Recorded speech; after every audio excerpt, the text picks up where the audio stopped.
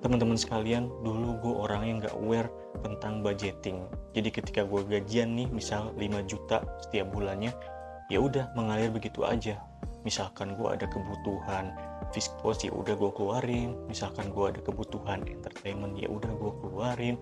Misalkan gue ada kebutuhan nih, misal beli spare part motor atau servis, ya udah gue keluarin gitu aja. Sampai pada akhirnya gue termenung dan akhirnya bingung dan kesel juga. Loh, kok tinggal segini duitnya gue?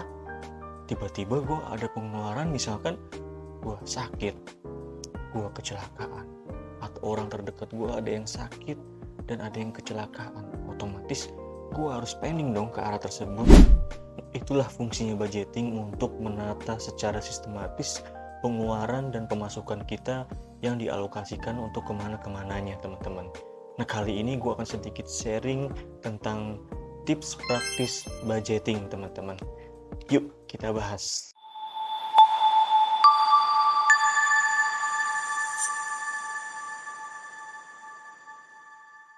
Nah, yang pertama, budgeting setiap bulannya. Kenapa sih harus budgeting setiap bulannya? Udah, yang penting gue budget aja misalkan 50%, 50%, udah begitu aja sampai setahun.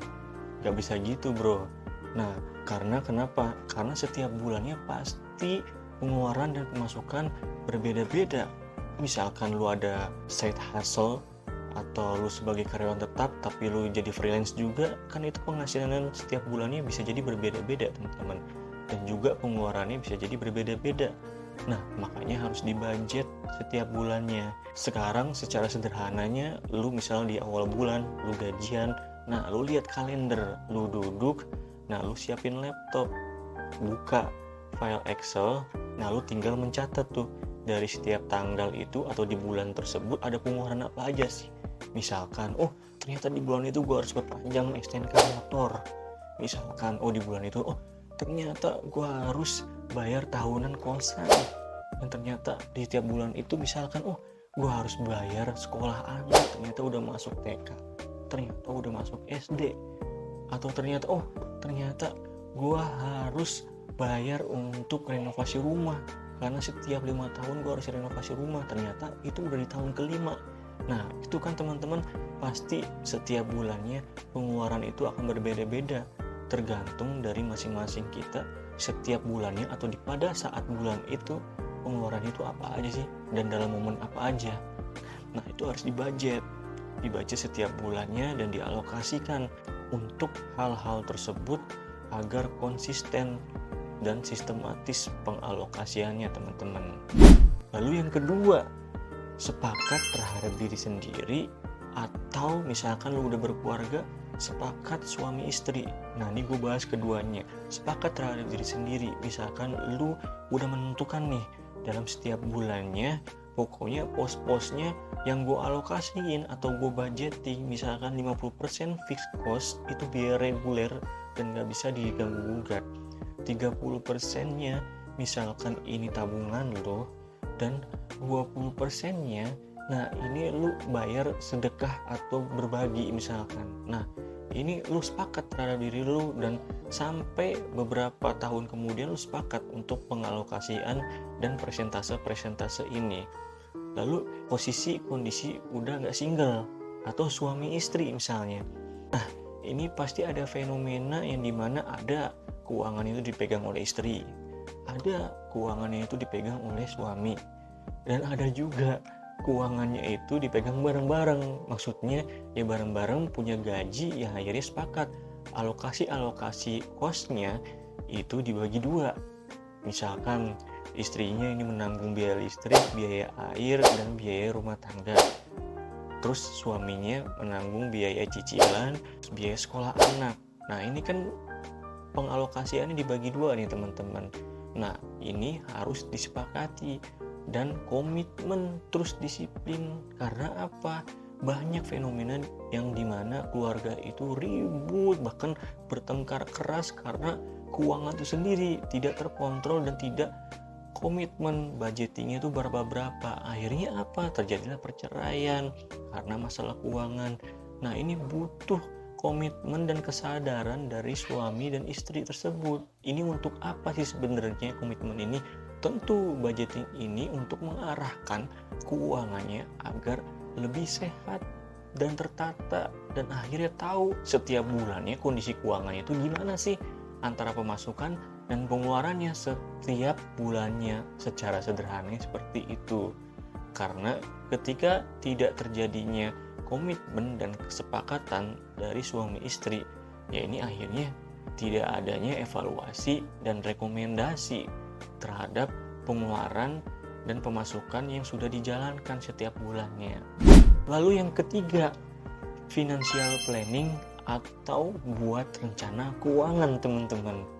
Nah, misalkan buat rencana keuangan agar jelas, agar memacu adrenalin kita terhadap keuangan kita lebih baik dan tersistematis. Misalkan lu sama istri lu yang sudah berkeluarga, siapkan atau rencanakan punya dana darurat sampai dengan 50 juta dalam 3 tahun.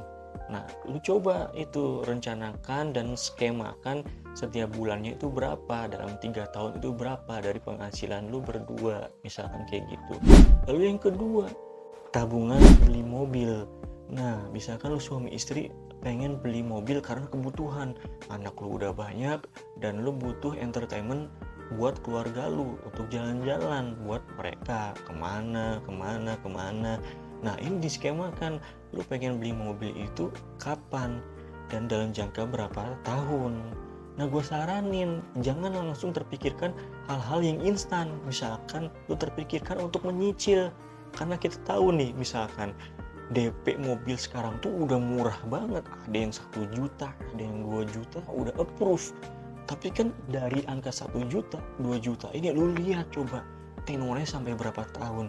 8 tahun, ada yang 7 tahun, ada yang 5 tahun. Itu lama banget bro, dan resikonya juga gede kalau menurut gua. Lu bayangin selama 8 tahun keuangan lu terikat untuk membayar cicilan tersebut sampai di umur 8 tahun. Resikonya banyak. Lu bisa jadi di pertengahan tahun, di 4 tahun lu kena PHK, atau misalnya lu kena kecelakaan, lu sakit. Setidaknya secara umumnya itu produktivitas keuangan lu dalam berkeluarga itu belum tentu lu jamin 100% akan sehat terus. Pasti ada kalanya sesuatu yang tidak terduga membuat tergelincir. Nah, ini maksud gue tidak menyarankan untuk berpikir instan untuk menyicil mobil. Ini karena versi gue, karena banyak resikonya. Karena sesuatu ketika kita menginginkan itu adalah kebutuhan, butuh adanya effort untuk secara sistematis mencapai goals tersebut. Lalu yang ketiga, melunasi hutang. Tentu hutang itu perlu karena kewajiban yang harus kita lunaskan. Jangan lu tenang-tenang aja, ya udah hutangnya cicilannya kok cuma 200 kok setiap bulannya. Nah, tapi sampai 3 tahun. Nah, kewajiban atau hutang ini harus dibereskan. Karena apa? Ya tadi, keuangan lu akan tidak sehat terus-menerus ketika hutang lu masih ada dan masih banyak tenornya. Nah, ini harus lu duduk bareng dengan istri atau suami, lu skemakan dalam bentuk Excel, Word, atau PowerPoint.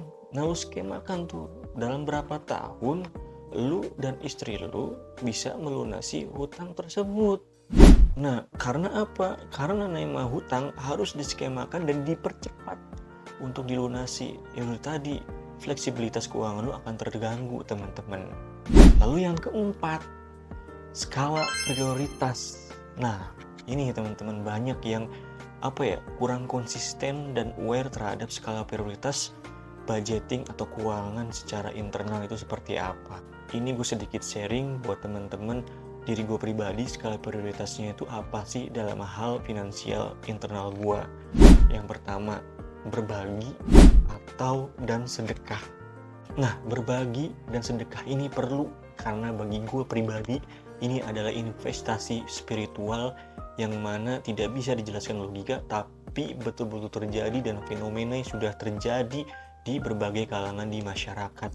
Ketika lu investasi atau lu berbagi dan sedekah banyak dengan nominal yang sudah lu sepakati antara suami dan istri, itu akan otomatis balik dengan sendirinya dengan jumlah yang lebih besar lagi. Misalkan lu setiap bulannya mengalokasikan 2,5% untuk zakat mal terhadap diri pribadi, karena dalam agama gua itu untuk mensucikan hartanya agar hartanya suci kembali di bulan tersebut. Dan misalkan lu sedekah terhadap orang-orang terdekat lu, karena di agama gue untuk bersedekah itu atau sodako itu di lingkungan terdekat atau lingkungan keluarga dulu, ring satu, ibu, bapak, adik, kakak, saudara, sepupu, kakek, nenek, dan lain sebagainya. Nah, lu berbagi itu sedekah ketika beliau-beliau ini atau mereka-mereka ini membutuhkan bantuan lu, membutuhkan pertolongan lu. Nah, itu butuh. Karena apa? Ya tadi, impact-nya memang tidak bisa dijelaskan secara logika, karena ini adalah investasi spiritual. Tapi dijamin 100% itu akan balik lagi, entah dalam bentuk uang atau dalam bentuk peluang yang bisa menaikkan value lu di kalangan pekerjaan lu atau masyarakat. Lalu yang selanjutnya, menabung. Pernah denger kata pay yourself first? Nah, pay yourself first ini secara sederhananya, ketika lu gajian bukan berarti lu langsung ngalokasiin untuk belanja ini, beli ini, aduh traktir temen, nongkrong dan lain sebagainya. Tapi pay yourself first itu adalah membayar diri sendiri dengan apa? Dengan menabung langsung ketika lu gajian, dengan kesepakatan presentase yang lu sepakati antara suami dan istri. Nah, itu lu harus langsung alokasikan atau lu tabung. Karena apa? Karena ketika lu alokasikan langsung ke fiskos lu, nah itu sangat sangat tidak etis aja kalau menurut gua. Karena itu tadi, menabung itu perlu. Karena yang namanya waktu dan umur produktivitas manusia itu tidak bisa ditebak. Bisa ditebak tuh karena apa? Ada yang umur 40-an terkena penyakit, ada yang umur 30-an langsung terkena penyakit. Nah, itu kan berpengaruh terhadap produktivitas lo dalam bekerja, dalam berkehidupan sosial dan lain sebagainya, teman-teman. Nah, maka dari itu saran dari gua harus dipaksa atau mulai dulu aja lah menabungnya ini dengan angka, misalnya biar lu berlatih berapa persen. Tapi terus-terus nanti meningkat, lu evaluasi dan lu ternyata terbiasa, ya udah meningkat lagi persentasenya. Agar apa? Agar terbiasa dan tersistematis nantinya dan menjadi habit. Terus yang terakhir, alokasikan fixed cost. Apa sih fixed cost? Biaya tetap atau biaya reguler setiap bulannya. Misalkan lu yang udah berkeluarga nih, lu ada biaya listrik, ada biaya kontrakan atau rumah, terus ada biaya makan, terus ada biaya pulsa, internet, terus ada biaya sekolah anak, ada biaya seragam anak, terus ada biaya apa lagi nih? Ada biaya renovasi rumah yang lo harus siapkan juga. Nah, dari fixed cost itu atau biaya reguler itu lo harus tetapkan. Nah, ketika lo menetapkan itu, lo harus jabarin dulu nih. Setiap bulan tuh biaya reguler gue itu apa aja sih dengan istri dan anak. Nah, lu jabarin tuh, lu list dan alokasinya berapa tuh setiap bulannya. Lu evaluasi aja 3 bulan ke belakang, melihat berapa sih 3 bulan ke belakang atau 1 bulan ke belakang pengeluaran reguler keluarga lu tuh berapa aja. Nah, lu list. Dan ketika lu list, terlihat kan totalnya berapa. Nah, ketika lu lihat totalnya berapa, lu presentasekan dengan gaji lu dan istri, dan akhirnya memunculkan alokasinya berapa persen dari gaji lu dan istri. Nah, gue saranin, karena gue yang sudah mempraktekkan, jangan lebih dari 50%. 50% itu udah setengahnya dari gaji lu. Ada juga yang 40%, ada juga yang 30%. Pada intinya, biaya reguler ini bukan masalah keinginan, tapi kebutuhan yang tidak perlu dipres dan tidak perlu dilebihkan. Karena itu sesuai dengan kebutuhan masing-masing keluarga lu masing-masing. Nah, itulah teman-teman tips praktis budgeting yang bisa gue sharing ke lu semua. Semoga ini bermanfaat dan bisa dipraktikkan lu semua. Jangan lupa subscribe, like, dan share ya. See ya!